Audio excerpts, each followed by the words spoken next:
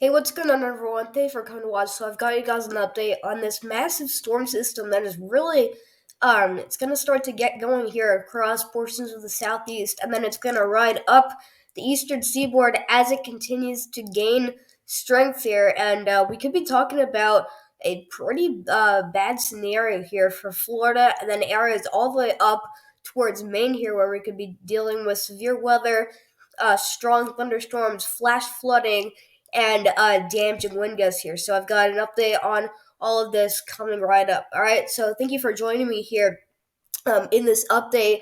This is Saturday afternoon, December 16th, 3:43 p.m. Eastern Daylight Time is when I am filming this video.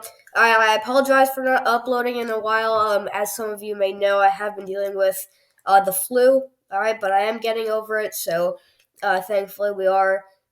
It looks like we are going to get back into you know, the regular schedule. All right. But I have exams coming up. Um, on Monday, so it's going to be busy again. But it looks like after this storm, we should be done with the extremely busy weather until we get another big system to come up. So hopefully that after we get this one out, we should be good. So, anyways, taking a look here at our current radar, you could see that we've got two pretty big pieces of energy this year. Main system down here that's really covering up all of Florida, just dumping rainfall in Florida right now. Also, there's some spin ups out here with possible tornadoes. We've been talking about that. There have been some rotating supercells on the front side of the storm system that we're going to be watching for tornadoes.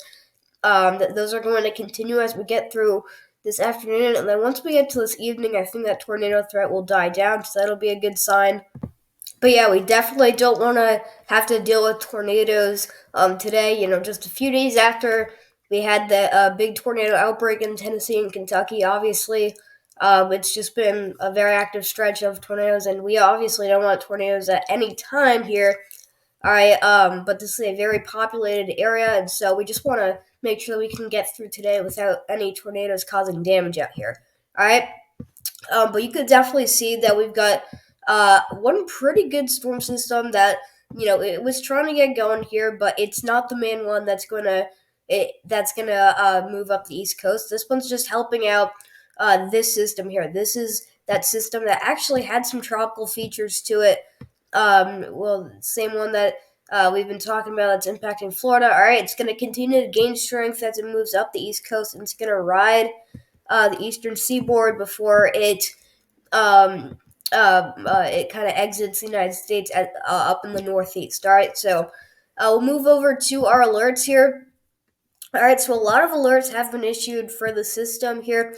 All right, it's pretty interesting to see that we actually have not seen yet a tornado watch issued by the National Weather Service for Florida. Okay, I think that we are starting to run out of time a little bit because remember it's 3:48 Eastern time. Okay, so we really only have like 3 hours until the primary tornado threat ends. But we do have a chance for nocturnal tornadoes as well tonight. Basically meaning also that we have a chance for tornadoes at night. All right, so I think there's a very likely chance that we will see a tornado watch issued somewhere near the Miami or Tampa area. All right, it really depends on how much rotation each of these storms have. But as for right now, we have wind advisories. All right, for the east coast of Florida, all the way up to north central Florida. Okay, southeastern Georgia, and then up to South Carolina. All right, we're dealing with gusty winds already. These severe thunderstorms do have gusty winds with them. All right, but we could see gusts from 50 to 60 miles per hour throughout today into tomorrow in this region. All right, some scattered flash flood, or I should say just regular flood watches out here. I don't think we're dealing with any flash flood warnings, or maybe a few down here in Florida. But I think that flash flooding will eventually begin to start spreading as the heavier, more persistent rainfall moves in overnight here. Look at the Northeast, though. We are very active already, and the storm is not even, it's not even getting into the Southeast completely, all right? So basically what we've got we've got a massive flood watch. This is going all the way up from north central or central Maine, really, all the way down to the Outer Banks of North Carolina here. All right, this is going really down through Vermont, New Hampshire, upstate New York, down towards Long Island, New York City, and then we've got Rhode Island, Connecticut, Western Massachusetts, into all of New Jersey, and then Eastern PA. All right, and then the Delmarva area. That's where we have the flood watch here, and then we also actually do have some. We have some high wind watches. All right, I was actually issued a high wind watch early this morning. Okay, and so this is where we're expecting sustained winds 25 to 35 miles per hour with gusts 50 to 60 miles per hour. Likely. All right, so these are the areas that really could see damage from the system and extensive power outages. I think that we are going to see stronger wind gusts at the coast. Okay, and so I think if you are on the coastline anywhere on the eastern seaboard, all right, you got to be prepared for potentially up to hurricane force wind gusts. I think it's going to be pretty crazy, guys. And I live out on Long Island. If you didn't know that already, so I'm actually gonna try and get some footage for you guys. It's gonna be pretty difficult because it's gonna be late Sunday into Monday, and so I'm probably gonna be sleeping when it happens. So I'm just gonna set up my camera out the window just in case we get any power flashes or anything. But I doubt that it's gonna be that severe. Um, but to zoom in here, all right. We can see that we also do have. Hold on. We also do have a wind advisory going up from basically where we are in New York City, all the way up to this portion of southern Vermont here. All right, or southern New Hampshire. I'm not sure. This is where we have that wind advisory. That's in this tannish brown shade. This goes all the way down to western Massachusetts and then western Connecticut into southern Connecticut, and then portions of extreme eastern New York State. This is upstate New York, not southeastern New York State, just upstate eastern New York State. I don't know if I didn't word that great, but if that makes sense. All right, so the rest of the country pretty quiet for the most part. Excuse me. All right, but we've got dense fog advisories. All right, looks like this is going out for portions of Minnesota here. So we actually did have some freezing freezing fog watches or warning. I'm not sure in Wyoming this morning, so that's pretty interesting. All right, but we'll move off from our alerts here, taking a look at the NAM 3CAM model for the Southeast. All right, so we're talking about this big system, all right, and everyone's talking about tornadoes and, flash flooding, damaging wind gusts, and so I want to, show you guys and explain why everything's going to be happening, give you guys the latest details and just the full breakdown of what you could expect for your area. Alright, so taking a look here at the southeast. This is your storm system down here. Looks very disorganized, just a weak piece of energy with a lot of rainfall, just a lot of moisture spinning around out here in the Gulf. Alright, basically what just happened is it moved into Florida here, and it's pulling a lot of moisture from the Gulf with it. Okay, we see what happened. This was 2 p.m. today. Alright, so this was really 2 hours ago, just about 2 hours ago. It was just really starting to rain out in central Florida. Okay, we can start to see some thunderstorms down here. You can see these red spots, these oranges and yellows. Those signify heavier, just heavier rainfall bands here, and then also in this case thunderstorms. But notice how we get to 5 p.m. now 6 p.m.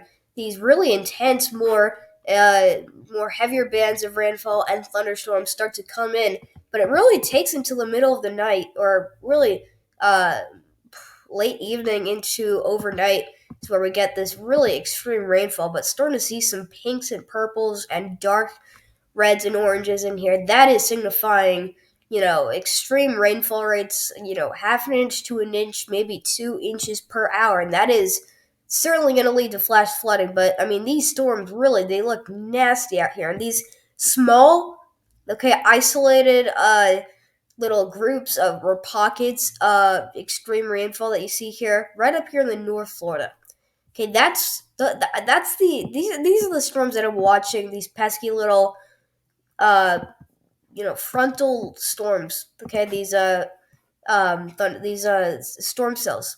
Okay, they look like this. Okay, and so you know as we get into the overnight hours, I think that we'll start to see that tornado threat shift farther north. Okay, but I think that starting really right now, I think that the tornado threat is pretty much right in here. That's where it is right now. But I think it's going to start moving north in just a few hours because we get to 8 p.m. Those supercells, these are your rotating thunderstorms that are producing tornadoes. Okay, they start to move north. Okay, and so as they move north with the system, they come into the Carolinas. All right, we don't really see as a substantial tornado threat because these storms they're not rotating anymore, really. All right, but they've got some weak rotations with some of them, but it's definitely not as pronounced. And um, if you look at the velocity scans on some of these, if let's say one of these storms goes tornadic, and you were to look at the velocity scans, which basically shows you which direction the winds are going in, and where all the rotation is and stuff. Okay, you would see it'd be a lot more impressive than it'd be the contrast would be very sharp and a lot more impressive than these guys up here into the Carolinas. Okay, and they'd be a little messy out here, and they wouldn't be organized rather than the ones down here in Florida will be. Okay, but we get through. We're getting into 1 a.m. tonight, and we're still basically halfway over with this system. So it's taken a long time for this to get out, and it finally starts to pick up the pace as we're getting to 7 a.m. tomorrow morning, and it's still basically in North Florida. It's basically still raining as hard as it will be. A few hours after dinner time tonight. So it's gonna take a long time for this to get out. Basically, meaning that we're just gonna have hour after hour after hour of torrential rainfall and thunderstorms. And this same exact rainfall moves right through South Carolina, and bam! Look at extreme southern South Carolina. Okay, right up into here.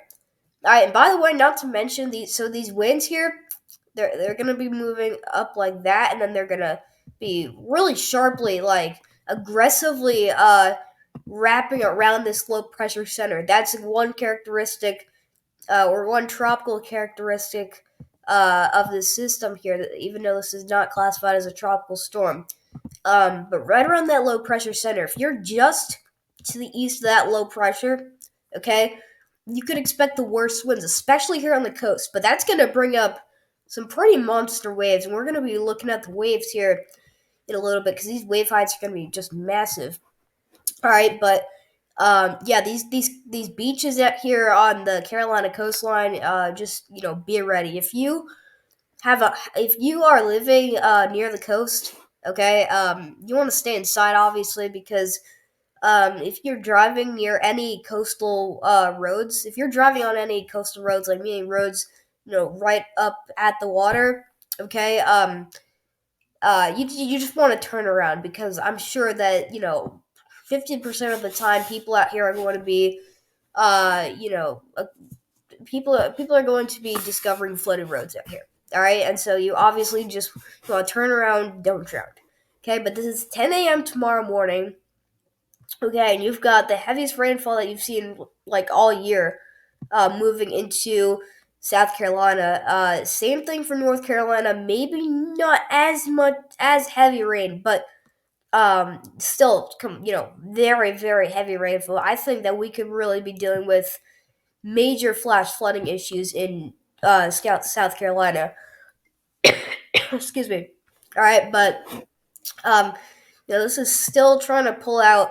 We're getting to 4 p.m. And it's still raining very hard in portions of northern South Carolina before this is really moving into areas farther north, and then we're getting to tomorrow night. So really, 7 p.m. to 9 p.m. Okay, now we're starting to see more of a showery activity. More showery activity starts to replace the heavy rainfall as it moves into the northeast. But I mean, that's a crazy system that you just saw.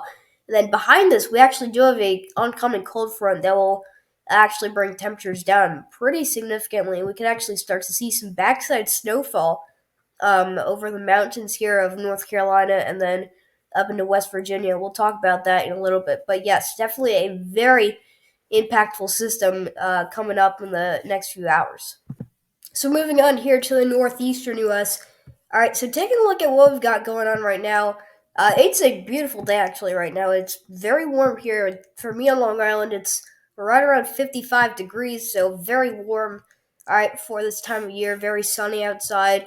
High pressure dotted around the area, but that storm system is about to start taking off up the East Coast. And so when does the rain start to come in? That's a question that really everyone wants to know because everyone wants to make sure that they're not caught outside when this comes in. Well, for areas farther south near Delmarva, Virginia, and then into PA, and then really New Jersey as well, it takes to really 7 p.m. tomorrow night. So it takes really another 24 hours for this thing to finally get in. And it's gonna start. It's gonna start out as some shower activity, but some thunderstorms are possible. I would say, really, you can see these little dots here.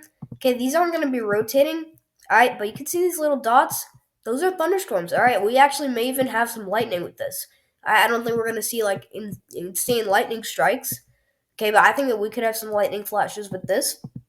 All right, so I don't think we're going to get that heavy rain until really the middle of the night, Sunday or tomorrow into Monday. Okay, so Sunday into Monday, the 18th, the 17th to the 18th.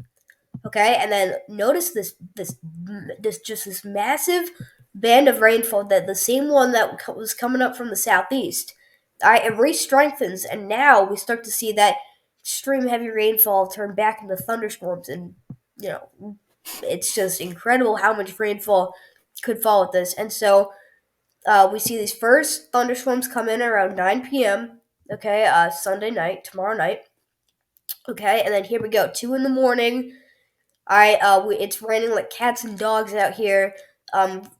Really from Long Island all the way out to central PA down to Delmarva here, and then the coastal regions of Virginia. It's gonna be raining like crazy. All right, and it's really gonna rain like this for everybody at some point, and it's gonna come in as all rain for everybody because we have so much warm air in this area. All the cold air is behind the system. Okay, so there's no cold air in front of this to change any of this precipitation to snow. Okay, so this is going to come in as an all rain event, even for areas up toward Maine and New York State, where, typically we would be seeing a lot of snow from this kind of system if there was cold air nearby. All right.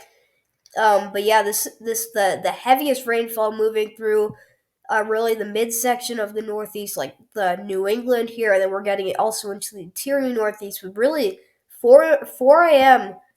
Monday morning. So I think extremely early Monday morning could be when we see the heaviest rain. But just we could see, you know, a massive amount of rainfall over this area, and this is all going to be moving up with the system. Okay, so far this is looking like a 984 millibar low pressure system here, but I think that this could actually become a bomb cyclone. Okay, and a bomb cyclone, I believe the criteria is that it drops 28 millibars in pressure in 24 hours or less. Okay, let's see here. So we go. Let's start this out. Okay, so 1 in the morning on Monday. Okay, this is a 986 millibar low pressure, and then we take this to really this is Monday night. Okay, this is down to 977. So it's gonna run out of time here. I don't think this is gonna become a bomb cyclone, but it could get close. All right, and I mean this is guys, this is a very strong system. Okay, this is just one of the impacts that you're going to see with this system. We're going to be talking about massive waves. We're going to be talking about some snowfall on the backside, and also these damaging wind gusts. But yes, extreme torrential rainfall, many flooded roads out here. We're probably going to see a lot of flash flood warnings out here issued for this area. That's why we have so many counties already, and entire states already as well issued, or that are under a flood watch at the moment here. And on the backside, we can see that cold air is now pushing off to the east, and then we actually do get a pretty big band of snowfall coming in through Ohio, and then into PA, and then into the mountains of West Virginia. We could actually be dealing with some snow squalls maybe, as this band of snow pushes off to the east, with that cold front. All right, so taking a look at now our current SPC outlook. Okay, this is for today. All right, we have a slight risk for severe weather. Okay, we're zooming in just to Florida here. All right, so we can see really going all the way up from Jacksonville down to Key West, to the Florida Keys, all the way up to northeastern Florida, up near Jacksonville. So all the way up and down the east coast of Florida.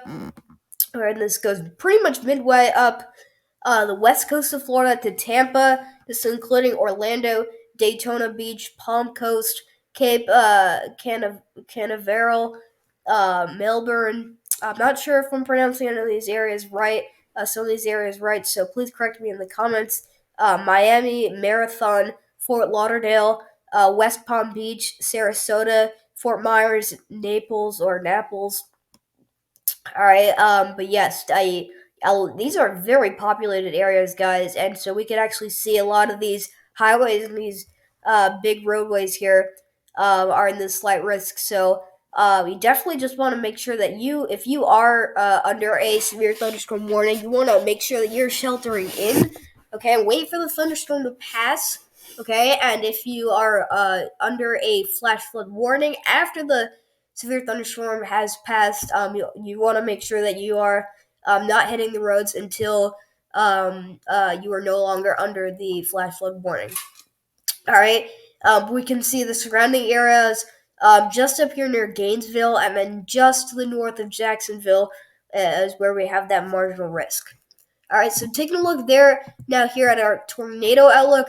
All right, for now we have a 5 to 9% risk of tornadoes for the same area of the slight risk. Okay, and then we have a 2 to 4% risk for tornadoes here in this green area, same area of that marginal risk, level 1 out of 5. All right, and the severe wind outlook here, damaging wind gusts. All right, same area for that slight risk, 15 to 29% risk, a little bit elevated there. We're not up to a 30 to 44% risk, which is where things get pretty significant. All right, but a pretty big area here still, with that same area of the slight risk, and then of the marginal risk, we have that 5 to 14% risk for damaging wind gusts. And then we don't have really any chances for hail. Wow, we actually have we have a less than 5% 5% chance, less than 5% chance of seeing damaging large hail out in Florida today. So interesting that we're seeing that. All right, so taking a look at tomorrow's SPC outlook. This is the day 2 outlook here. All right, we can see starting out down here on the coast of the Carolinas here, we can see going up from Charleston to Wilmington, and then really throughout the outer banks of North Carolina, we have a slight risk, which is a level 2 out of 5 risk for severe weather. Okay, and this is just for the coast. Okay, then basically the surrounding areas are under that level 1 out of 5 marginal risk for severe weather. And in case you didn't know, in this like light green shade here, this minty green shade, we have this is where basically thunderstorms are expected. Non-severe thunderstorms is what this what this area is under basically. All right, and so we look at the tornado outlook. You know, like I said, these severe thunderstorms, these rotating thunderstorms, are not gonna. They're gonna be pretty messy at this point. They're not gonna be as sharp and contrasted as they will be when they go tornado warrants tonight. Okay, so that's why we see this 2 out of 4 or a 2 to 4% risk for tornadoes rather than a 5 to 9% risk out here for the Carolina coastline tomorrow. All right, severe damaging wind gust outlook. All right, we have a 15 to 29% risk for the coast area of that slight risk. And then surrounding areas, we have a 5 to 14% percent risk, but this actually has been extended farther north. Okay, now including Raleigh, North Carolina, and then Norfolk, Virginia, is actually where we a new city that is under this 5 to 14% chance for damaging wind gusts tomorrow. All right, and then we do not does not look like we have any chance for seeing damaging large hail tomorrow, so that's a good sign. All right, and so that's gonna bring us here to our snowfall totals. All right, so we saw that there was backside snow showing up here there on the NAM 3 kilometer model, and we look at that signal from the GFS. We could actually be picking up maybe some areas, a few inches of snow. I think a few inches of snow really could be possible, and this could actually be pretty far south. All right, so taking a look here on on the lakes coast here, or I don't even know how to say it here, but upstate New York, right by the coast of the Great Lakes. All right, Lake Erie. All right, we could see a few inches possible, maybe some lake effect snow. If you're down here by northern Ohio into northwestern PA, we could actually be dealing with a few inches of lake effect snow. All right, but 1 to 3, maybe 4 inches of snow is possible. There's this little area here that could see anywhere from 3 up to 6, maybe 7 inches of snow is possible into Ohio. Look at this, 7 inches of snow. So there could be a few snow squalls here, or just lake effect snow in general. Okay, in this area that could actually be dealing with snow bands that could bring these snowfall totals up to around 5 inches. Okay, but yeah, these snow squalls are going to be no joke. I think that if we actually do get, excuse me, if we do get snow squalls tomorrow that actually do produce this much snow, I think we could actually be dealing with some extremely dangerous and hazardous travel conditions out here. But this entire area is definitely one to watch for snow squalls tomorrow. And um, if you find yourself in a snow squall, what you do is you make sure that you're not by any bridges. Okay, and you pull over to the side of the road and wait for the snow squall to move past you, because the last thing you want to do is you want to be driving in a snow squall and then you don't see what's in front of you and you hit that. Okay, because then you're stuck. You've obviously damaged your car, but you're in the snow and you're in a snowstorm. All right, so you just don't want to do the wrong thing when you're in a snow squall here. But going down to Western PA in general, 1 to 3 inches of snow is expected down here. Maybe another area is seeing potentially up to 7 inches of snow, and then that same band or swath of snowfall that we see here goes down to the West Virginia mountains here, where we could pick up anywhere from 3 to 8 inches of snow here for the upper elevations. All right, so the mountainous regions could actually get a pretty decent snowfall event from this. Nothing that you guys haven't seen, all right, this year, but definitely a few inches of snow is possible for both. Excuse me, the upper elevations and portions of the interior Northeast. All right, so taking a look here at your current projected rainfall totals. Okay, out here for Florida. Okay, 3 inches widespread throughout the central portion, down the panhandle of the state. All right, we're talking about 1 to 3 inches widespread. I think some areas could see locally higher amounts, meaning probably 4, maybe topping off at 5 inches of rain here, near the Tallahassee area, right where that slight risk for severe weather ended. Okay, that's this area right here. 4.64 inches of rain. That is more than 4.5 inches. That is a lot of rainfall. This is certainly going to lead to flash flooding. All this is leading to flash flooding. But even out pretty far off to the west, we could be dealing with over an inch and a half of rain. But really, for the main part of the state here, central and northern Florida, all the way up to Georgia and then the Carolinas is where we see the heaviest rainfall. But look at this: 6, 7, 8 inches of rainfall. Oh my gosh! All right, guys, this is I'm at a loss for words. Honestly, 8 inches of rainfall. That is ridiculous. I don't, this is, guys. I'm telling you, what we saw, on the NAM 3 kilometer model with that band of rainfall moving through South Carolina, we don't see that big of a signal for that based off the GFS. We do see though 3 inches of rain, okay, which is certainly, that is a ton of rainfall, okay.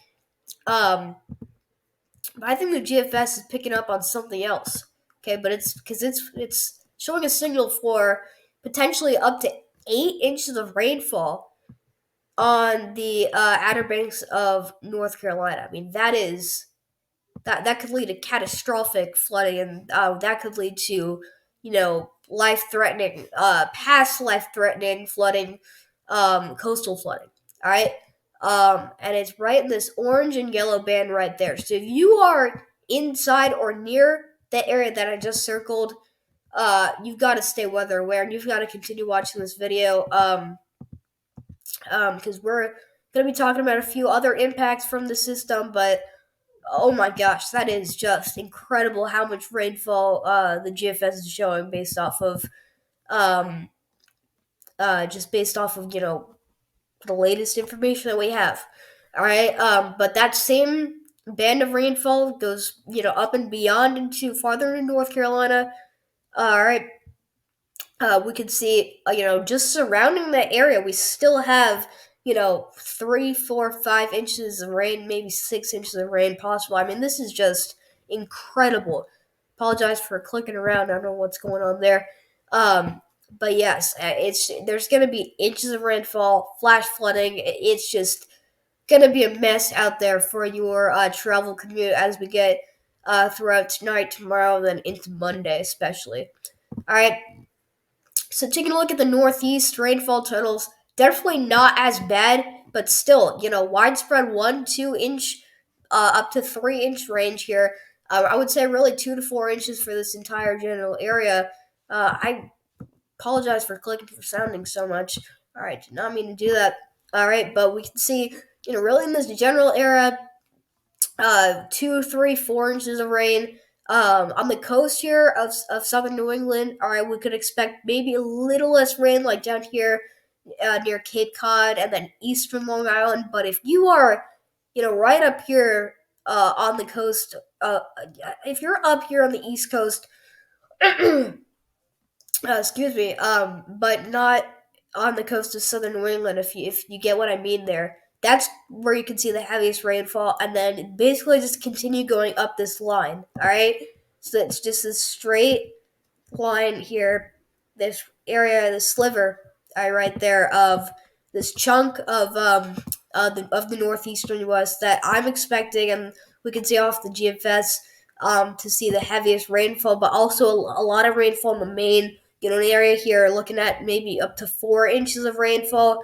But yeah, just inches of rainfall for everybody, and this is just gonna do nothing but cause chaos and cause extreme widespread flash flooding throughout this entire region.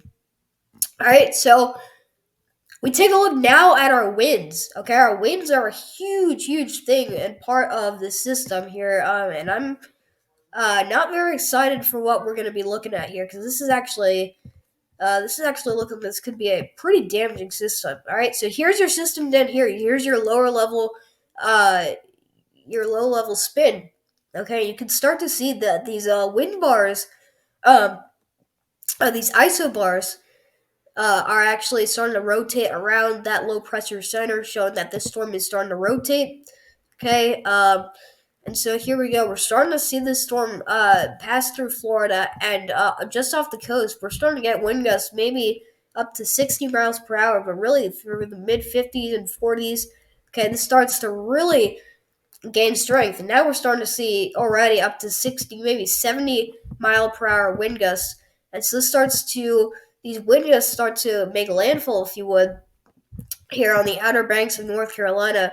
Look at this: Havelock 55 miles per hour, Avon 62 miles per hour. This is we're getting into Sunday, so this is really Sunday evening. Okay, we're this is when we're probably going to start to see maybe the strongest wind gust for the southeastern U.S. But we could actually be dealing with potentially near hurricane force winds if the stronger scenario plays out, which is the damn 5 kilometer model. Okay, this model has been going nuts with these wind gusts. I mean, look at this: 80 miles per hour. I mean, 80 miles per hour wind gusts would just cause total devastation.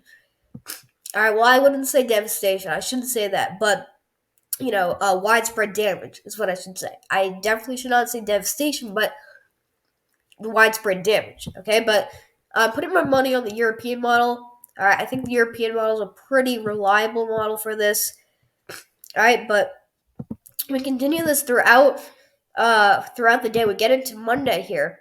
Okay, and these really strong winds start to push up into southern New England. We'll zoom in here into southern New England. Now we can start to see 60 mile per hour, 50 to 60 mile per hour wind gusts starting to impact the Jersey coast, going from Neptune, Toms River, Stafford, Atlantic City. Brick is out here. All right, and then Wildwood. All right, then going into Long Island, we can see New York City gusting to 61, Islip 61, Riverhead 60, Montauk 63. Okay, um, but yeah, look, I think that these winds could actually even increase further. But really between 4 to 6 in the morning Monday is when if you're on Long Island or really anywhere in southern New England, you could expect the strongest wind gust um, from the system. All right, but these winds start to push off to the east as the storm, or you can see the winds start to shift over to the east as the storm starts to exit the region here, and so we can start to see now these winds will increase for areas even closer to the coast near Riverhead, Montauk, down here near the islands of Massachusetts, Newport, Gay Head. Look at this. Almost 80 mile per hour wind gusts right here. 74, Newport 71, Nantucket 67. All right, I mean, this is just crazy. And by the way, I mean, similar wind gusts and wind speeds could actually impact areas up into Connecticut, up into central and western Massachusetts, and maybe, who knows, maybe even farther north than that. Okay, but as the storm, all right, starts to get into the Gulf of Maine area, okay, that's when these wind gusts will start to ramp up again, because as we know, whenever we see a damaging wind storm move into the northeast, it almost always increases as this moves through the Gulf of Maine. All right, and so this is what we see here. A typical system. I always start to see more and more, 60 to 70 mile per hour wind gust range here start to impact Nova Scotia, Atlantic Canada, New Brunswick, and then also into down east Maine. All right, so for the final part of the update, we look at our current projected, these are our significant wave height, okay? Because these waves are going to be just massive, all right? So taking a look here, we can start to see the wave direction is going right into the coastline here. Look at this. Uh, these are the Outer Banks of North Carolina. We could be dealing with 15-foot waves. I mean, it's going to feel like a high end tropical storm to a low end hurricane for a few hours. It's going to be that crazy. It's going to be. I mean, I'm really putting my money on the Outer Banks of North Carolina just to get slammed, absolutely battered tomorrow night. All right, into Monday. All right, but as the system continues to move into farther into the northeast and then up north, all right, we can start to see the wave height starting to get even higher, and off the coast out into the Atlantic. Look at this, 27. I mean, we're getting to 30-foot waves here. This is crazy how big these waves are, but massive waves crashing up against the shoreline here of the south shore of Long Island, up into Rhode Island, the coast of Connecticut, Rhode Island. If you are anywhere on the coast of the eastern West, be prepared for coastal flooding, rough surf. Do not be on the beach or anywhere near the beach in the next like 3 days. Okay, because these waves are just going to be massive. All right, and yeah, but that continues to move up towards Maine, Atlantic, Canada, New Brunswick. Still similar wave heights here. But yeah, 20 to 30 foot waves out here. It's just gonna be massive how high these waves are gonna be. But yeah, we're gonna see tropical storm conditions and maybe for some, hurricane conditions, as the system starts to ride up the East Coast. So that's all I got for you guys. Thank you so much for coming to watch. I'll see you guys in the next video. So, um, we just gotta get through the system. This is definitely gonna be one of those big ones where people are gonna lose power. There's gonna be damage. Okay, this is gonna take a lot of headlines here. But don't be scared. Be prepared. Stay ahead of the storm. Make sure that you're tuning into your local meteorologist. Tune into people like me and people on YouTube that are keeping you guys updated as always on all things weather. And just make sure that you are aware of whatever's going to be happening for your area. So I apologize for the sniffling a lot because again I haven't tried to get over my sickness, but hopefully this will get better in the coming days. But yeah, just stay safe, and thank y'all for watching this video. We'll see you guys in the next one.